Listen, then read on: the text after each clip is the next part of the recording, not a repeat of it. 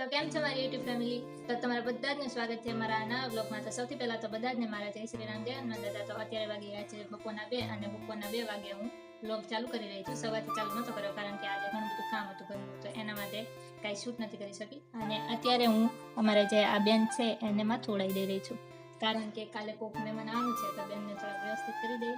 અને આમ તો વ્યવસ્થિત જ હોય છે, પણ એવું છે કે એને આપણે માથું બાંધી દઈએ તો માથું છોડી નાખે, એટલે મેં કીધું અત્યારે છે ને માથું બાંધી દો.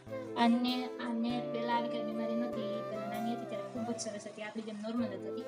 પણ સ્કૂલે જતી હતી ત્યારે એવું થયું કે આપણે જેમ કે સવારની નીચે જવાબ લખીએ એમાં એને એવું થતું કે સવારની નીચે સવાર લખી નાખીએ, એવી રીતે એને મગજની બીમારી એવી થઈ ગઈ. એટલે મને ખબર નથી કારણ કે હું ત્યારે હતી જ નહીં. તો તાળી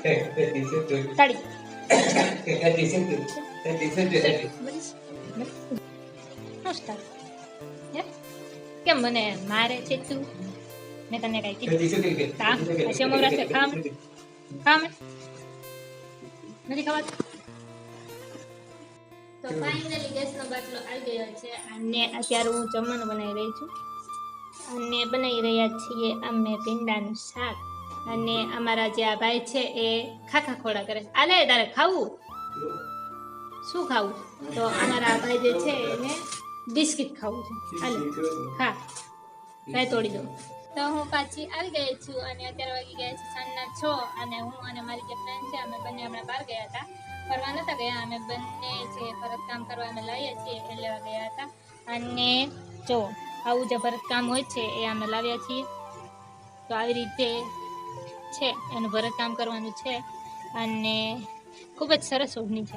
તો અમે બંને સાથે ગયા હતા ભરતકામ લેવા અને એટલી જલ્દી આવતી હતી ને તો મારાથી તો એની જેમ ચલાતું પણ નહોતું. માંડ એની ભેગી હું ચાલી ને એકદમ પરસેવો થઈ ગઈ. અને જમવાનું તો બધું મેં બનાવી લીધું છે અને અત્યારે અમે લોકો જે ઉપર બેઠા છીએ તો આવી રીતનો નજારો છે. તો અમારા જે ભાઈ છે શું કરે? સૂતા છે ઉપર શાંતિથી, કાંઈ કામ ધંધો નથી ને એટલે નહીં. તો હું એના માટે લાવી છું આ વેફર. તો વેફર ખાવા હાલ્યો. આ જયશ્રીબેન ને આપજો થોડી, જયશ્રીબેન ને આપજો. ને આ બેન જો, આ બેનનું મેં હમણાં જ માથું બાંધ્યું હતું, પાછું ખોલી નાખ્યું. દે જયશ્રીબેન ને દે. જયશ્રી લઈ લે.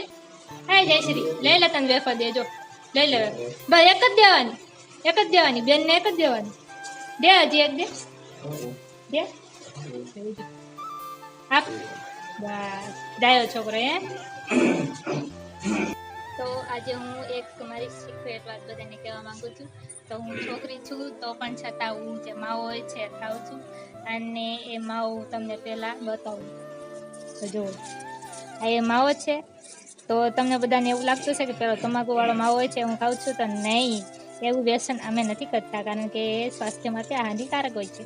તો અહીંયા મેં જે મીઠો માવો હોય છે લીધો છે, ડૂટી ફૂટીવાળો જે હોય છે, કારણ કે મને જે આ ડૂટી ફૂટીવાળો માવો હોય છે ને ખૂબ જ પસંદ છે.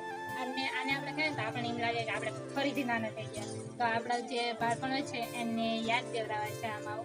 તમે આ માવો લીધો તો હું ખાઈ લઉં.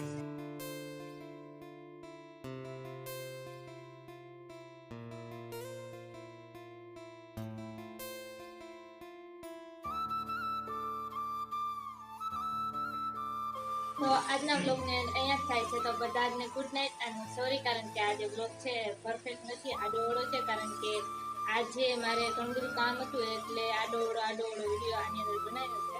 તો બ્લોગ તોય પણ તમને જો મારો જે આ બ્લોગ છે થોડોક પણ પસંદ આવ્યો હોય તો મારી ચેનલને સબસ્ક્રાઈબ જરૂરથી કરતા જજો અને એક લાઈક જરૂરથી કરતા જજો. તો જય શ્રી રામ, જય હનુમાન દાદા. Good night and Tata, bye bye.